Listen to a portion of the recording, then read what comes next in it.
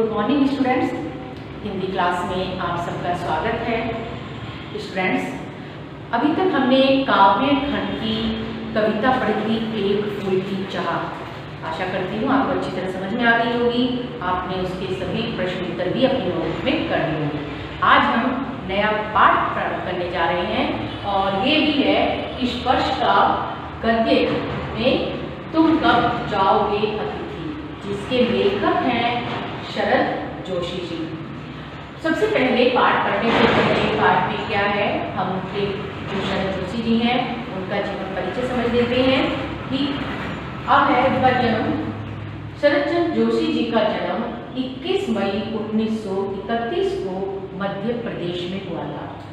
इनकी बहुत सारी रचनाएं हैं और शरद जोशी जी व्यंग्यात्मक शैली के प्रमुख लेखकों में से एक हैं। तो इनकी जो रचनाएं हैं वो भी ज़्यादातर इसी विधा से ओतप्रोत हैं। तो इनकी कौन कौन सी रचनाएं हैं वो जान लेते हैं।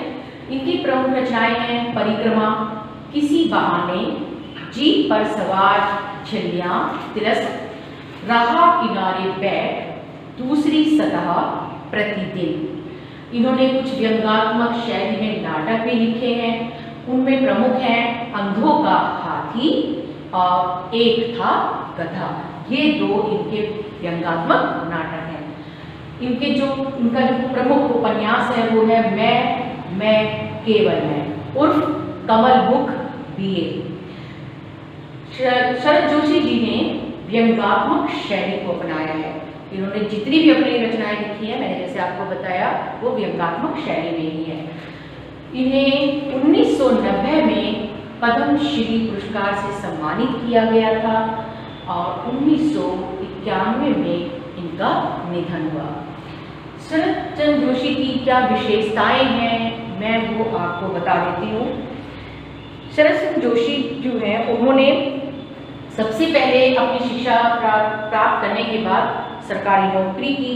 सरकारी नौकरी करते करते ही इन्होंने वहाँ अध्यापन कार्य शुरू कर दिया था और साथ साथ फिर इन्होंने अनेक जो रचनाएं हैं लेखन कार्य में भी इन्होंने अपना योगदान दिया, लेखन कार्य शुरू कर दिया था।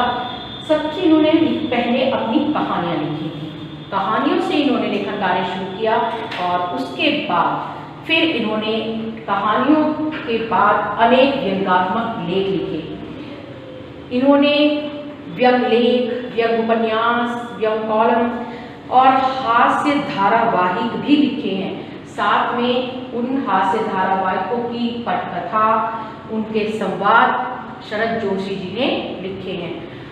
उस समय अपने समय में जब अखबार आता था, न्यूज़पेपर आता था, तो उसमें एक कॉलम शरद जोशी के लिए ही होता था, जिसमें बड़ी बड़ी जो इतनी समस्याएं थी, प्रमुख समस्याएं इस समय थी, उनको भी हास परिहास के रूप में ये सबके सामने उजागर करते थे। इसी के लिए जाने जाते हैं शरद जोशी जी। इन्होंने जितनी भी अपनी रचनाएं लिखी हैं एक वो सारी ही मैंने जैसे बताया व्यंग्यात्मक शैली में है। तो इसलिए व्यंग्यकारों में इनका प्रमुख स्थान है।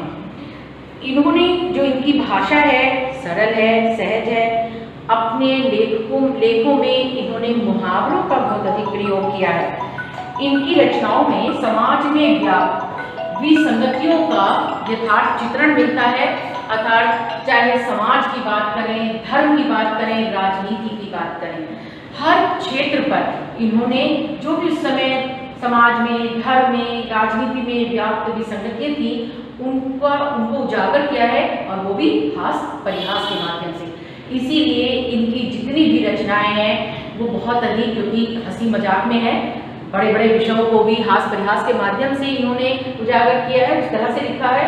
इसलिए इनकी जितनी भी रचनाएं हैं वो बहुत अधिक रोचक हैं, पढ़ने में आनंद आता है और साथ में जो भी पाठक होता है वो सोचने पर मजबूर हो जाता है कि आखिर इतने बड़े विषय को उन्होंने किस तरह से हंसी मजाक के माध्यम से सबके सामने प्रस्तुत कर दिया और लोगों को सोचने पर मजबूर कर देते हैं कि आखिर जो भी समाज में या धर्म के नाम पर या राजनीति में हो रहा है वो कितना गलत है। तो ये है इनकी विशेषता कि इन्होंने इतनी बड़ी बड़ी समस्याओं को भी बहुत ही आसानी से सरल भाषा में और हंसी मजाक परिहास के रूप में प्रस्तुत किया।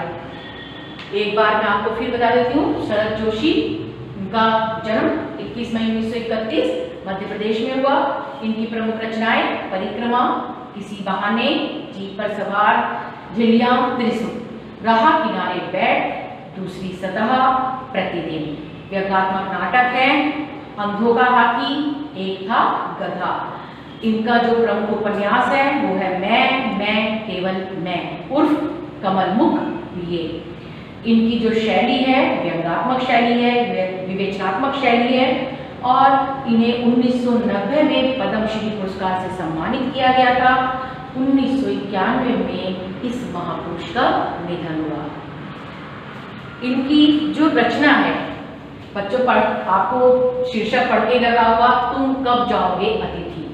हमारी जो भारतीय संस्कृति है वो तो अतिथि को देवता मानती है। हमारी भारतीय संस्कृति में कहा जाता है अतिथि देवो भव, लेकिन ये पाठ अतिथि देवो भव से बिल्कुल विपरीत है।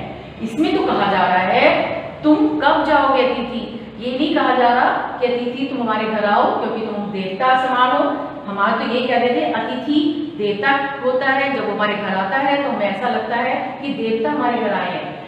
लेखक को इस पाठ में ऐसा शुरू में लगा जब वो पहले दिन आया, ठीक है अतिथि देवता होता है, देव है, लेकिन फिर आखिर पाठ में लेखक ने लिखा है कि आखिर क्या कारण होते हैं जिसके कारण जो हमारी शुक्ति है, जो एक तरह से पहले से चली आ रही हमारी प्रथा है कि अतिथि देवो भव, वो किस तरह से हमारे लिए समस्या बन जाती है और फिर लेखक को कहना पड़ता है तुम कब जाओगे अतिथि, कि ये मेहमान तुम जो मेरे घर में आ गए हो तुम मेरे घर से कब जाओगे। तो पाठ का शीर्षक समझ में आ ही गया होगा और साथ में बच्चों आपको लेखक का परिचय भी समझ में आ गया होगा। अब आगे कक्षा में हम शरद जोशी जी की रचना तुम कब जाओगे अतिथि पाठ को विस्तार से पढ़ेंगे। Thank you.